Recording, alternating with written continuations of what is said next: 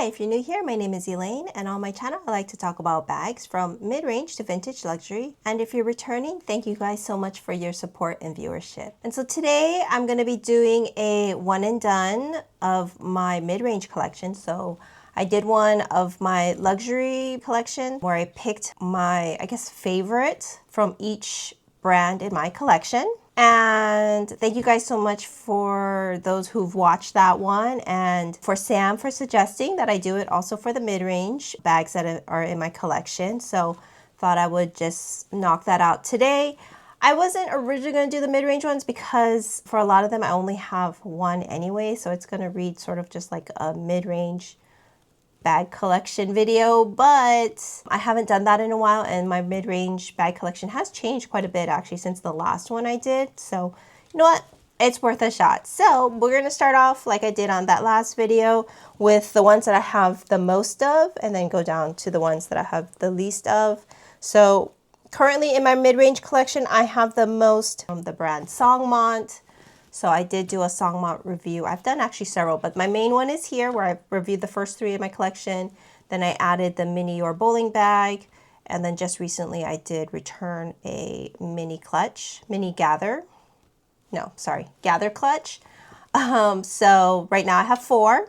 And the one that I pick as my favorite, if I could only keep one from Songmont, would be this one. So this is the Your Extra Large Hobo bag, the minimal version, and unfortunately this is currently not sold online. I got this a couple of years ago, so I purposely bought this because it can fit a 13-inch laptop. It fits just right, quite snugly inside. It does have a little bit of a gusset. Oh, it's a little dirty, I need to clean that. And then it does have a pocket for your phone. The leather quality is not like the best. I mean, it's pretty good.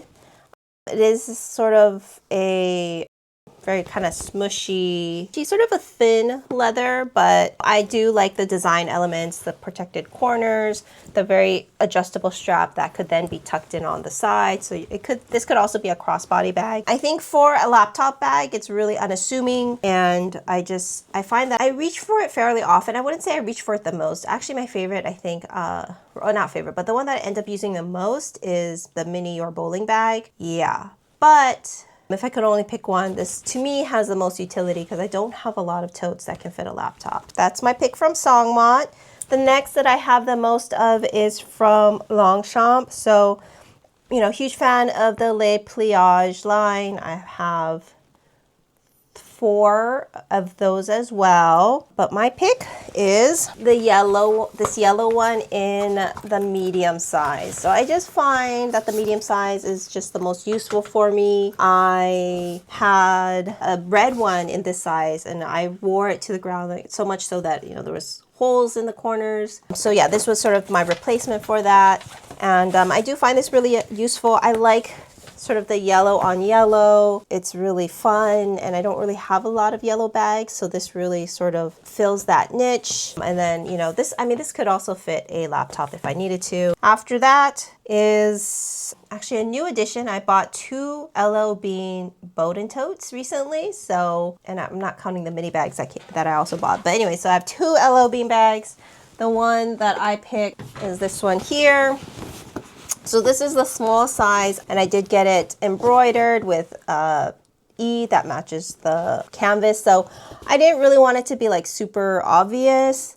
And then I also did buy the mini version, so it's like a mama and baby bag. I have yet to really use it, but I thought, you know, it'd be great for the summer. It's a great summer bag. I'll probably take it to like Hawaii, but I also got it because I had this comment on, I think, one of my shorts on YouTube that like the Hermes Garden Party is a ripoff or a dupe of the Trader Joe's $3 canvas bags. And so I kind of like was like, yeah, I mean, I guess you could see it that way, but technically the Hermes came first. The Garden Party, not the mini size, but you know, the general Garden Party. And Trader Joe's also had a regular canvas bag since they started, I think, in the 70s. But they both are a dupe of the LL Bean bag. And so I was like, you know what, I have a Trader Joe's one. I do have, of course, the Hermes Garden Party.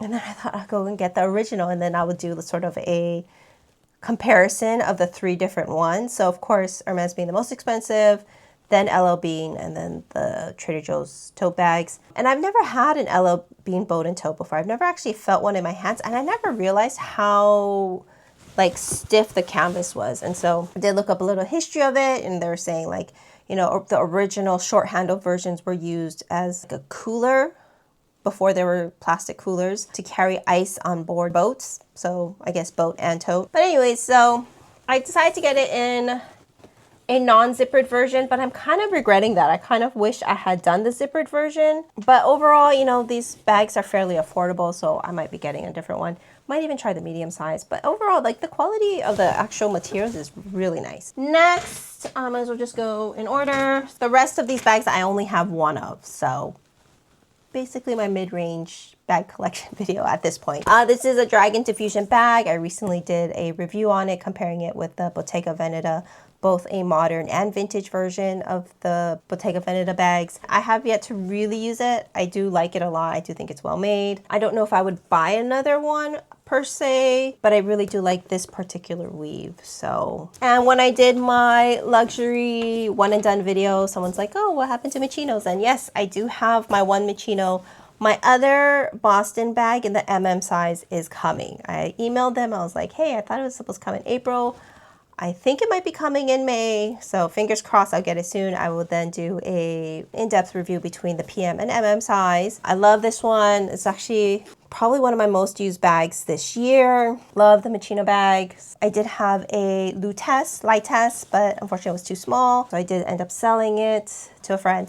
And so this is currently the only one in my collection, but not for long. So yeah, if you don't know, if you haven't seen my review of this, this is the surprising Boston bag because it has this beautiful pop of color. This inside is Chev leather. This outside is Clemence, you know, fairly similar to Hermes Clemence leather. So yeah, love this bag.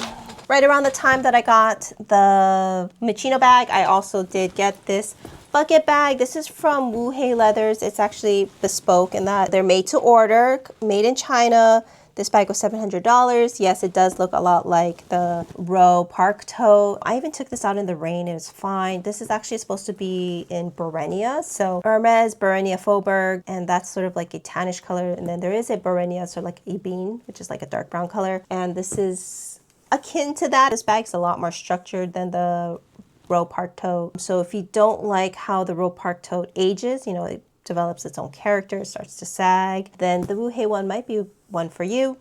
$700 all in, including shipping. And Bing Shushu, who is sort of, I think he's the owner, founder, creator of Wu Hei Leathers, super responsive on Instagram. Yeah, really good bag. We'll go into my brown bags. And so this is another Row dupe. It's funny.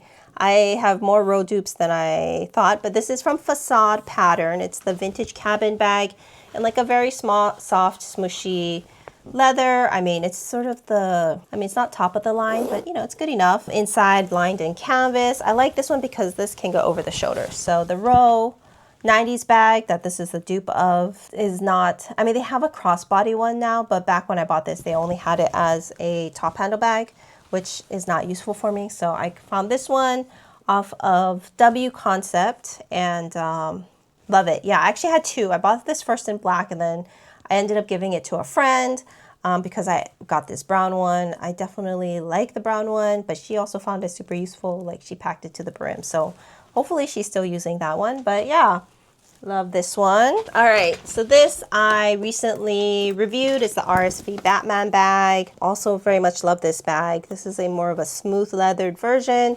Fits a ton, fairly water resistant, has cute little pockets here. Very Gen Z-ish. Super comfortable. I love this really thick strap. It can be turned into a crossbody bag. Right now I have it in the shoulder bag length. But yeah, overall, very good bag from RSVP Paris.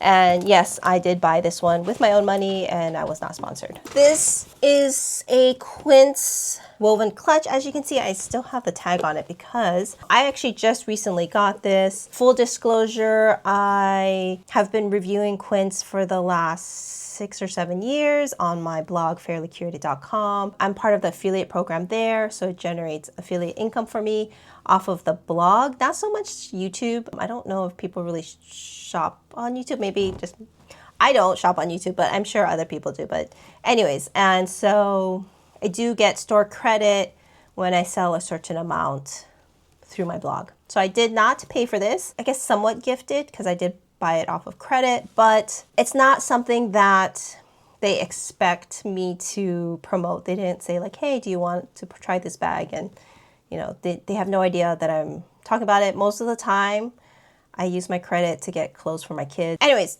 tangent over. I got this because I really wanted to try out their woven bags. I'm probably going to be doing a woven bag review of like all the woven bags in my collection, including the Dragon Diffusion, my Bottega Veneta. I do have a Balenciaga woven bag, and then now this Quince one. And of course, this Quince one is the lower end of the budget, the cheapest one. But I have to say, quality is good.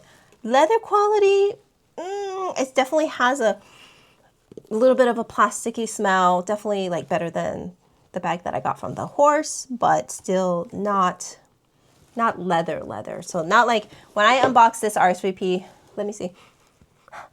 Yeah, still smells like leather. Although this RSVP bag, you know, smells like a leather couch. Like it's very leathery smelling. This definitely does not smell like that. But this looks a lot like the Bottega Veneta Andiamo clutch without actually being the clutch. There's no hardware. But I do like the top handle. The top handle is actually constructed very well, very stiff, but has that little extra padding to make the grip very comfortable. And then inside is magnet closure, and it does also come with a crossbody strap.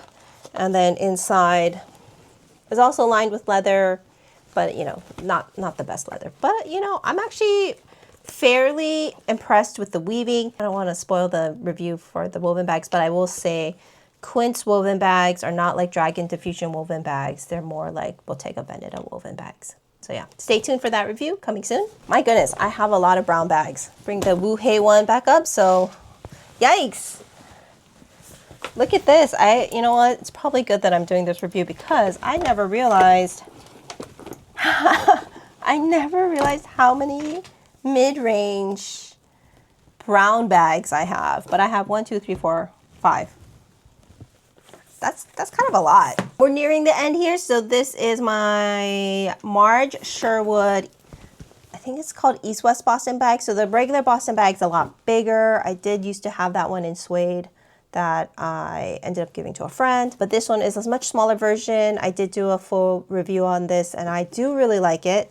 It is pull-up leather, which means it is sort of more of like a rough and tumble rustic leather. It is going to show patina, scratches, and wear, but for like, I think I got this for like $300 something. I do think it's a good deal. If you're looking for the East-West style without, you know, spending a lot of money, you know, this side is logo free. So if you just carried it on this side, it would, you know, no one would know. I mean, your arm's pretty much covering it anyway. Super lightweight. Fits all my essentials. Overall, a very good bag. I actually have to use this bag a lot more. Last but not least, Polène, the OG mid-range bag brand. So this one I got last year. This is the numeral Noof East West. So I did do a full review of this, but I thought this was such an interesting bag. It's very sculptural. I have worn it a decent amount. This white leather is a fairly, I don't have any issues with color transfer. Granted, I'm not using it as a crossbody bag, so a lot of my tops are not denim. They're not the type to rub off. So I don't know how it is if it's a Polène white crossbody bag. If you have any experience with that, please comment down below, let us know. But for me, for this one, no color transfer. It's been holding up really well. Also, you know, I use this bag a lot in the rain because it's just an easy wipe off. I use this and the Sangmont Your bowling bag, mini bowling bag in the rain a lot this past winter. Overall, yeah, very good bag. A little bit on the bulkier side, but honestly, if you're just wearing like a t-shirt, it's actually very easy to carry. Does not fall off my shoulder. it's just kind of fun. It adds a little bit of something, but I would not wear this in the winter. It doesn't really fit over a big, thick winter coat. Something about the narrowness here just doesn't want to grip when there's a big winter coat on. Plan to use this a lot more probably come summertime. Anyways, I think that's it. So let me know if there's any questions on any of these bags. That is what 1, 2, 3, 4, 5, 6, 7, 8, 9. 9 mid-range bag brands. Thank you guys so much for watching, and hopefully if you found this interesting, if you could give it a like. And if you've seen maybe some of my other videos in the past, I kindly ask that you subscribe. Otherwise, I will see you in the next one. Bye!